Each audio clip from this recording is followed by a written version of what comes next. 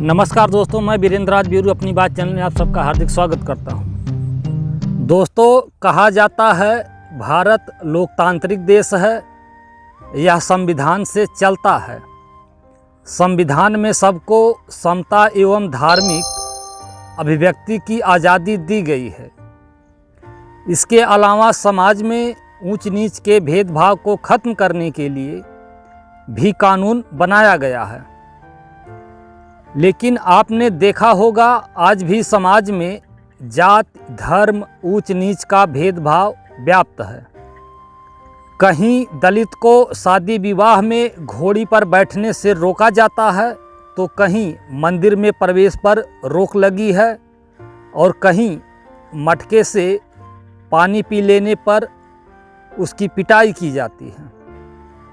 हाल ही में यूपी के इटावा में यादव व्यक्ति द्वारा भागवत कथा कहने पर स्वर्ण ब्राह्मण समाज के लोगों ने उनको अपमानित किया।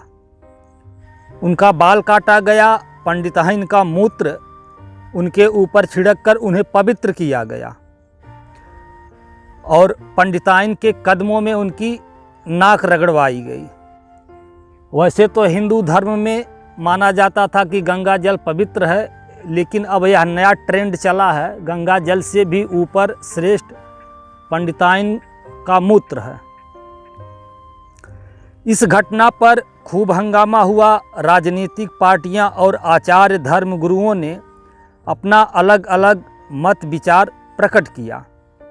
कई लोग यादव समाज के पक्ष में थे, तो कुछ लोगों ने वेद शास्त्र का हवाला देते हुए बताया कि कथावाचन का कार्य सिर्फ ब्राह्मणों का जन्मसिद्ध अधिकार है। वैसे गौर किया जाए तो वेद पुराण ब्राह्मणों ने ही अपने हित लाभ को ध्यान में रखकर लिखा है।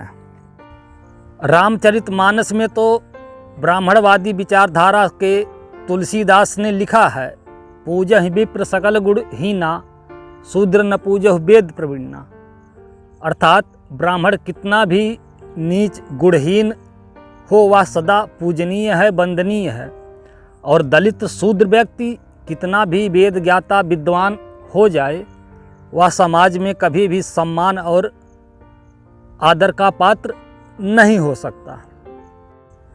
वेद पुराण मनुस्मृति में तो ब्राह्मण के अलावा दूसरी सभी जातियों को पूजा पाठ, वेद मंत्र सुनने आदि की पाबंदी है, मनाही है। तो फिर क्यों उन्हें मंदिर में पूजा पाठ करने के लिए जाने दिया जाता है? लोग क्यों मथुरा, काशी, अयोध्या, वैष्णो देवी, विंध्याचल आदि जाते हैं और वहाँ दर्शन पूजन आदि करते हैं?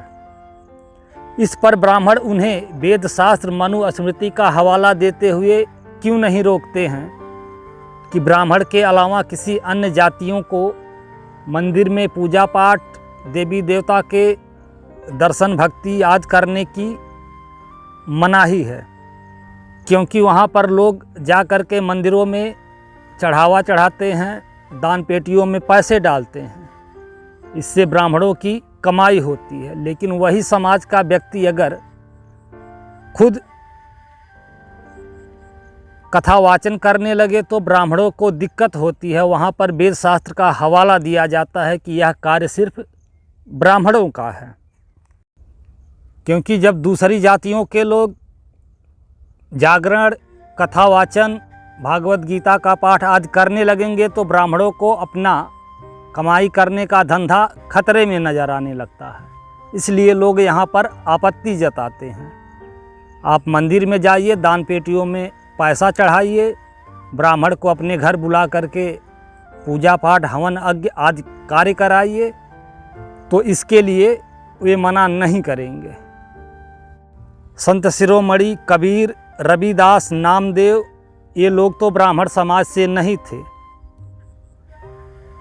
फिर भी समाज में इनको पूजा जाता है, सम्मान दिया जाता है। बुद्ध, महावीर, नानक, अंबेडकर, पेरियार की शिक्षाओं का अनुसरण करें। समाज को धर्म, जाति, ऊंच नीच के नाम पर बांटने वाले पाखंडी ब्राह्मणों की जरूरत ही नहीं। वीडियो देखने के लिए धन्यवाद। नमस्कार। जय भारत।